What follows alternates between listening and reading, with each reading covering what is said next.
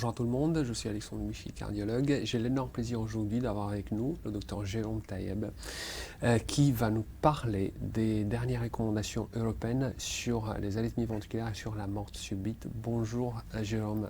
Bonjour Alessandro, merci de cette invitation. Effectivement, on a eu la chance en septembre que l'ESC nous fournisse des recommandations nouvelles sur ce sujet-là. Elles ont pour rôle d'actualiser les recommandations de 2015.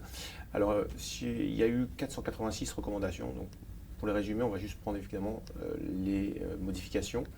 Il y a une application, il faut le dire, qui simplifie l'accès aux informations si vous voulez la télécharger. Les éléments importants que j'ai retenus, on va commencer par les médicaments.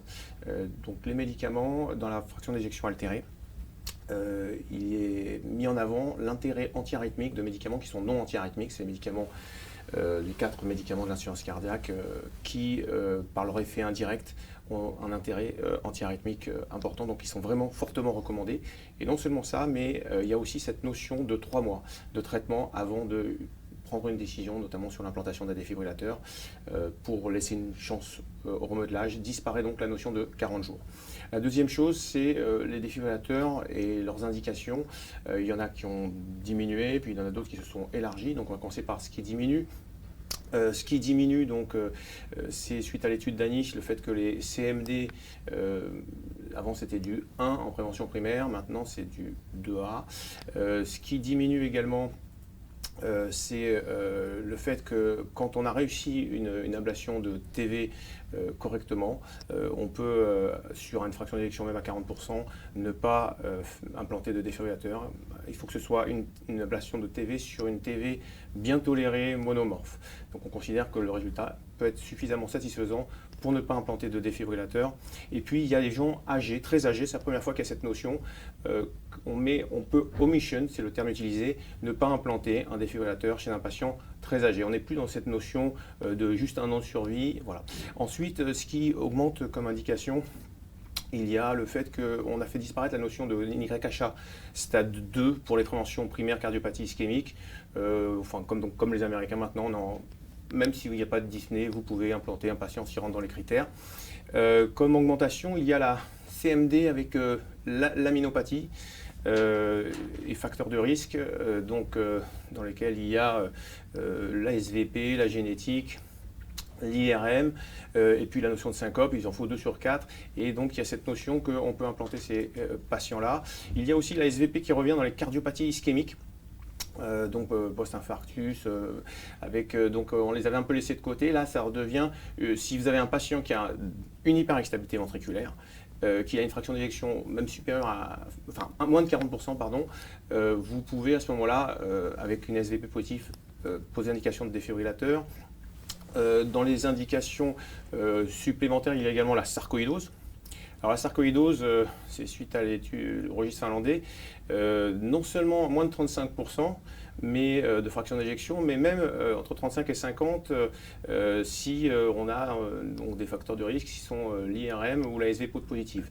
Encore une fois, la SVP. Mais l'IRM, ça fait pratiquement tous les patients qui ont des sarcoïdoses. Donc on voit qu'il y a une modification et un élargissement des indications de défibrillateur là-dessus. Et puis enfin, il y a les patients qui ont fait un arrêt cardiaque sur une myocardite ou sur un spasme coronaire. On avait considéré pendant longtemps que c'était potentiellement réversible. Bien là, il y a cette notion que c'est peut-être pas réversible, c'est quand même un arrêt cardiaque. Donc, implantation de défibrillateur. Voilà pour les augmentations d'indication.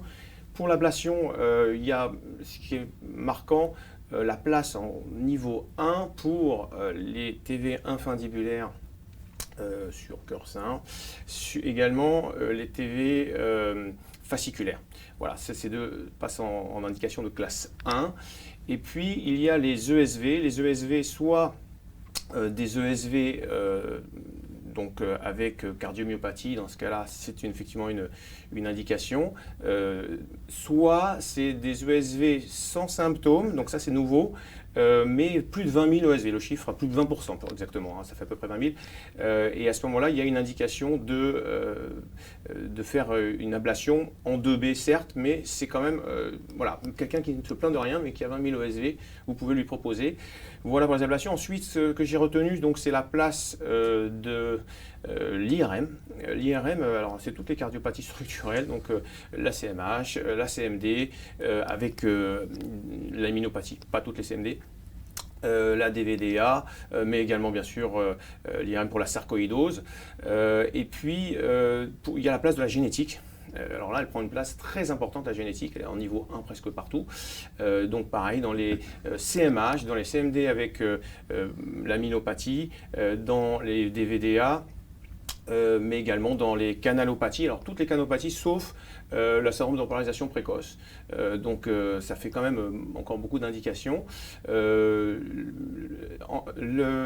Ensuite, ce que je rajouterais, c'est que pour finir, il y a eu un mot important sur la mort subite, donc effective, celle qu'on n'a pas récupérée. Et là, une place de l'autopsie chez le patient de moins de 50 ans. Donc elle est recommandée en classe 1. Il y a aussi des éléments pour évidemment renforcer le fait qu'il faut équiper des défibrillateurs un peu partout, qu'il faut former la population.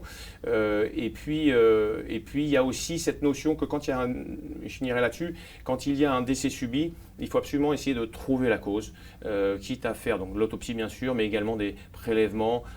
Voilà, donc cet acharnement à chercher la cause. Voilà ce que je peux résumer. Tout à fait, un travail de détective, un vrai travail de détective. Une dernière question, Jérôme. Alors, est-ce que toutes ces recommandations qui sont assez complexes au niveau européen sont faciles à appliquer en France? Et également, est-ce que le dépistage génétique, c'est quelque chose de très facile à faire dans la pratique usuelle? Alors, ce qui est facile à appliquer, je pense que les IRM, on y a de plus en plus accès.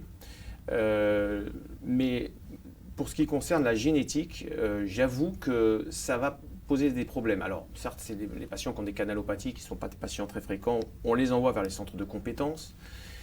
Les CMH, ça devient déjà plus compliqué parce que c'est en niveau 1 quand même. Hein. Il faut pouvoir accéder à la consultation. Il faut non seulement pouvoir y accéder, mais ensuite il faut avoir les résultats. Et maintenant, on a donc un élargissement. Et c'est surtout ce niveau 1, je trouve que ça va nous obliger à faire des choses pour s'adapter et avoir un réseau qui s'active et pas des délais d'attente trop importants et donc peut-être hypertrophier la génétique dans d'autres pays. Voilà. Je te remercie, Jérôme. On a eu avec nous le docteur Jérôme Taïeb sur les recommandations européennes 2022 de la mort subite et des arythmies ventriculaires. Merci beaucoup, Jérôme. Merci.